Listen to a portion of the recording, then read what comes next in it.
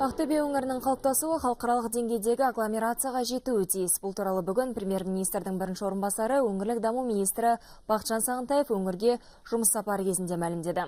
Ол аймақтың әлеуметтік-экономикалық даму қарқынымен танысып, мемлекеттік бағдарламалар аясында жасалып жатқан жұмыстарды көрді.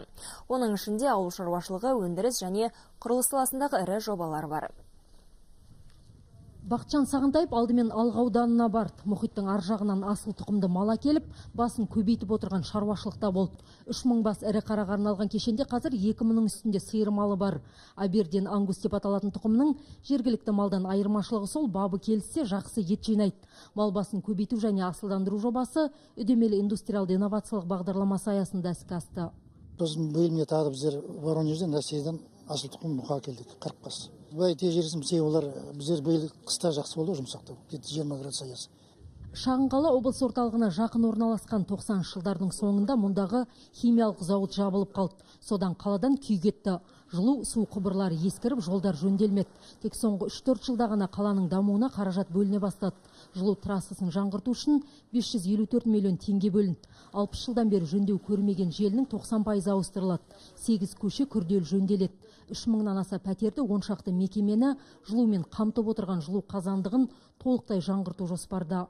При выделении этих средств денежных. Бұл мақсатқа қаржы бөлінсе, энергиялық жағынан жарамсыз болып қалған барлық сорғыштарды және сүзгілерді ауыстырамыз. Сонан кейін 2 деңгейлі тазарту жасаймыз. Сол кезде құбырлар біраз жылға жететін болады. Өңірлік даму министрі Ақтөбе рельс арқауы зауытының құрылысын көрді. Жоба құны 55 миллиард теңгеден асады. Мұндай өндіріс тмд елдерінде жоқ. Қуаттылық жылына 430 мың тонна өнім шығаруға жетеді. Жоба іске қосылғанда 400 адамға жаңа жұмыс орны ашылады. Сонымен қатар Бақытжан Сағынтаев қолжетімді баспана 2020 бағдарламасының іске асу барысымен танысты. Биыл өңірде 455 мың шаршы метр тұрғын үй салыну керек болса, оның 107 мың шаршы метрінің құрылысы аяқталды. Жақында Нұр Ақтөбе шағын ауданындағы көп қабатты үйлер пайдалануға беріледі. Елбасының тапсырмасы бойынша егерде бір өңірдегі қаржы игерілмей жататын болса, онда оны біз басқа өңірге өткізу керек болды.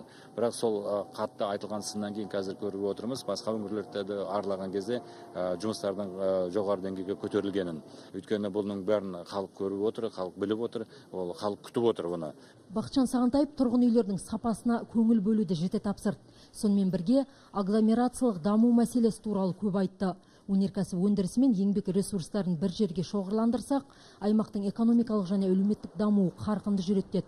Ал Батыс Еуропа, Батыс Қытай халықаралық дәлізі бойынан логистикалық орталықтар ашып, сервистік қызмет көрсету саласын дамытуды тапсырды. Ақсәуле Байменшин, Айбек Дәуітов, Ақтөбе 24 КЗ.